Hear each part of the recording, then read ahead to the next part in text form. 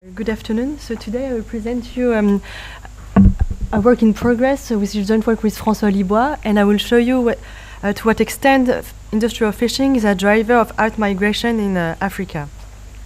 So the whole point of this study is to provide empirical evidence of a phenomenon that is described here in an article from the New York Times already 10 years ago. Europe takes Africa's fish and both lands of migrants follow. Of course, industrial fishing and these migration waves are still ongoing right now, and Europe is not the only actors scoring African waters. Earlier this year, the BBC has released a documentary on how industrial fishing fleet from China are also taking West African fish. But first I will show you a few figures to draw the context of industrial fishing, which is happening in more than half of the world's ocean areas, which represent about 4 times the area of land-based agriculture. To the extent that 3/4 of the fish catch worldwide is now industrial. And of course, this is creating pressures on marine resources, and the FAO has estimated that 87% of global fish stock are either fully exploited or overexploited. And this industrial fishing this overexploitation has also consequences on human livelihoods, which depends on these fisheries. So the latest estimate that we could find is that on the west coast of Africa, there is about, from Morocco to Namibia, there is about 1 million artisanal fishermen, and of course their households are also depending on this source of income. And the FAO estimated that in Africa in total there are about 5.4 million fishermen. The motivation of this project is the following. So from an economic point of view, fish stock are common pool resources, and they are in full open access, especially in the high seas, but they are regulated within the economic exclusive zone, which are within the 200 nautical miles limit, and they are supposedly to be only subject to national exploitation within the territorial sea, which is around 22 kilometers from the coast. And for these same resources of fisheries, artisanal and industrial fishers are obviously in competition, but not with the same means. So on this picture, you can see just a canoe at the front and a trawler at the back, and so the trawler is much more capital intensive and less labor intensive. And now, due to this competition, canoes have to fish much farther from the shore than they used to do. And what is interesting in this project is that there seems to be a way to improve the situation, since a lot of this overexploitation are due to regulation failures. So either they are because of illegal, unreported, and unregulated fishing, or just when there are some vessels which are fishing without authorizations, or they can be overexploitation even with under fishing agreements. But here in this project, we don't make the distinction between legal and illegal fishing. It's just the industrial fishing that is tracked. The contribution of our project is first to show the existence of a mechanism. So we show that migration is one adaptation strategy to increase industrial fishing and subsequent marine resources decline, and we are able to quantify this link between overfishing and migration. So this has some huge potential for policy recommendation, since industrial fishing is a man-made, can be changed by man.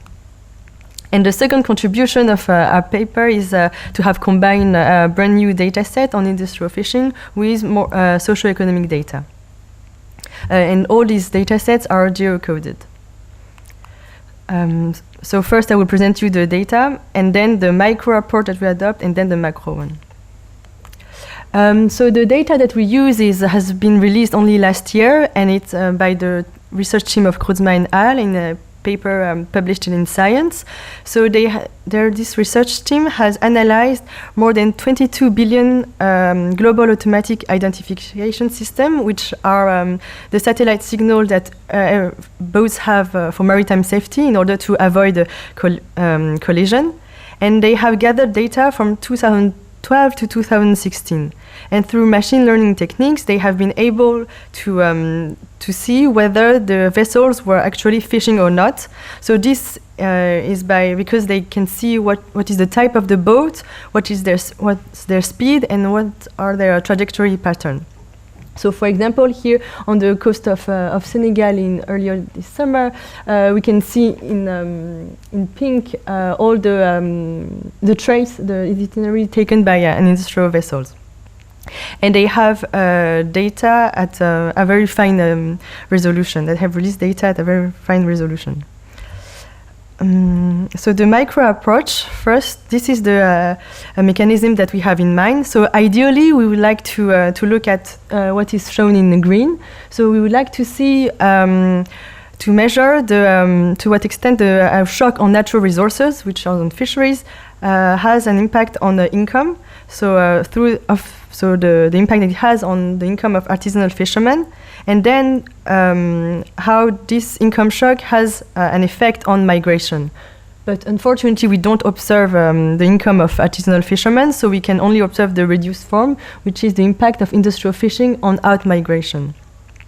And we control, of course, for the fishing conditions, and this has already been done in two papers in economics by Axbart and Flukiger and Ludwig, where they looked at the impact of fishing conditions on artisanal fisheries. And we will proxy out-migration by looking at the household size and composition. And the fishing condition will be proxied by chlorophyll concentration, and I will explain you later why. So for the micro data set that we are using, we are taking cross-sectional surveys from the Demographic and Health Survey from 2012 to 2016, which is the period where we have data of industrial fishing. And they are geocoded surveys and which are relatively standardized across countries and time.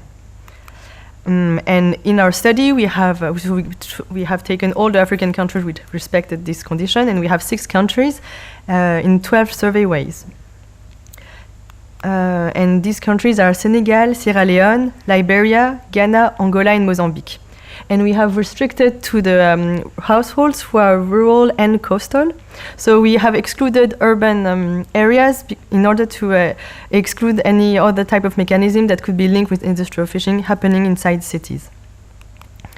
So we have nearly 4,700 households in more than 188 villages, clusters. And in a household here is defined as one person or a group of persons who usually live and eat together. So we adopt a diff strategy, and the hypothesis behind is that we need to test whether the presence of industrial fishing near a coastal and rural village triggers out-migration compared to coastal and rural villages not facing industrial vessels and controlling for fishing conditions. So the idea is that, for example, village A is exposed to more industrial fishing, so there is more migration compared to village B or C. And the identification assumption behind is that there is no variable that can explain both the size of the households and industrial fishing in the error term. So that's why it's important to control for the fishing conditions. And we proxy the fishing condition with the chlorophyll because chlorophyll in fact absorbs, so we have remote sensing data from chlorophyll concentration coming from the marine biology literature. And in fact, chlorophyll absorbs all the colors but green, and phytoplankton, which is at the basis of the ocean food chain, contains chlorophyll, which is used for photosynthesis. So the more chlorophyll you have, the more phytoplankton, and thus the better the fishing conditions. The estimation strategy, the equation that we're estimating is the following. So we'll regress the household size or composition on the fishing condition and also the industrial fishing efforts that we detect. And we have control also for the characteristic of each village. So for each village on the coast, we sum up all the industrial fishing that is taking place within this like a buffer of a circle of nearby the east coast. and the same for chlorophyll. And we have this data through for 10 years for the chlorophyll and 5 years for industrial fishing. And in our sample, nearly 3/4 of the villages of DHS are exposed to industrial fishing, and in average the household size is 5.6. What we find is that there is indeed a decrease in household size when a village is more exposed to industrial fishing, and it is all the more the case when the fishing conditions are good. And so this is for the household size, and in terms of household composition, we see that only young men are only the proportion of young men which are aged from 15 to 30 are exposed to these effects, and not for women and or older people, because these young men are more likely to be employed in artisanal fisheries.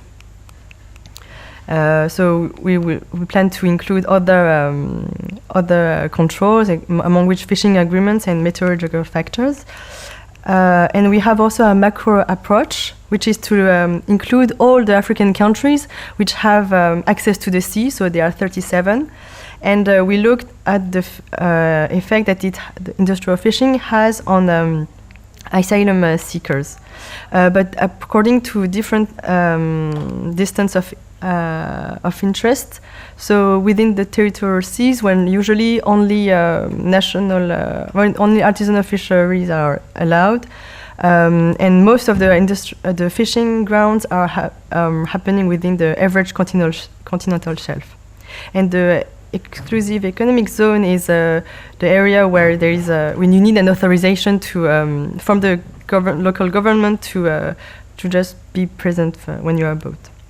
The macro data set that we are using is the migration data from the OECD, and it gathers more than 800,000 asylum seekers of African countries which are asking asylum towards OECD and Russia, OECD countries and Russia.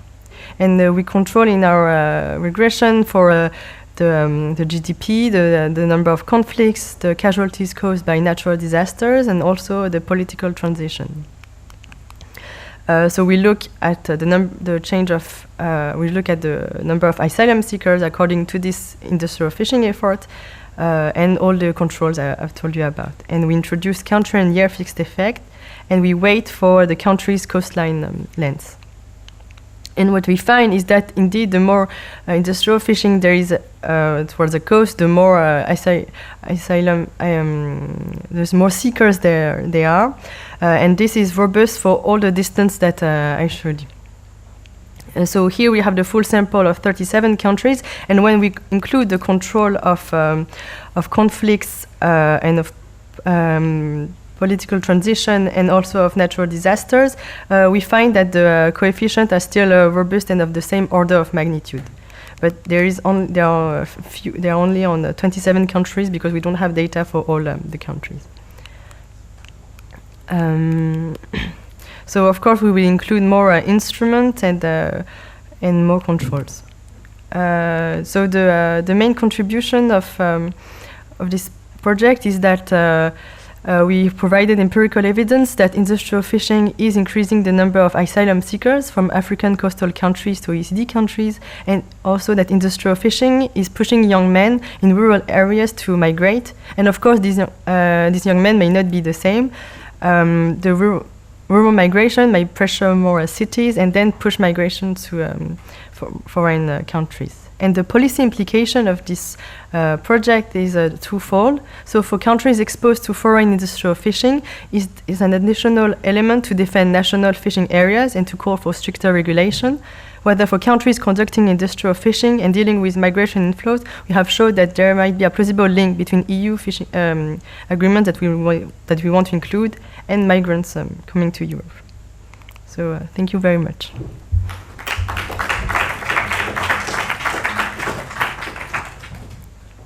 5 minutes for questions? Yes.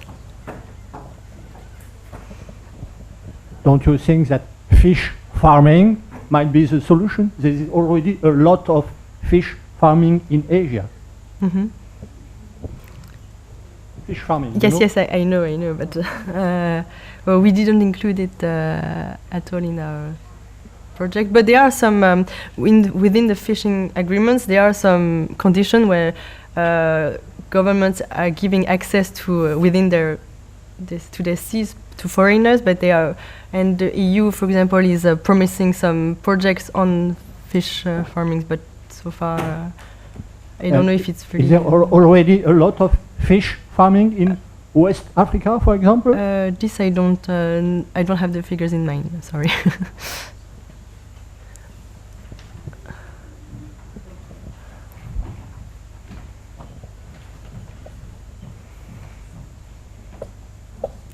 I was wondering, does industrial fishing create any employment opportunities for people in those villages, even if it's in a city nearby, like cleaning the fish before it goes to a factory or things like that? So most of for the industrial fishing, most of the fish are just put directly in the boat and frozen. And in fact, the industrial vessels are much less labor intensive, so they are much more artisanal fishermen. They are like 6 to 8 people working in the canoes, and much less relatively to the.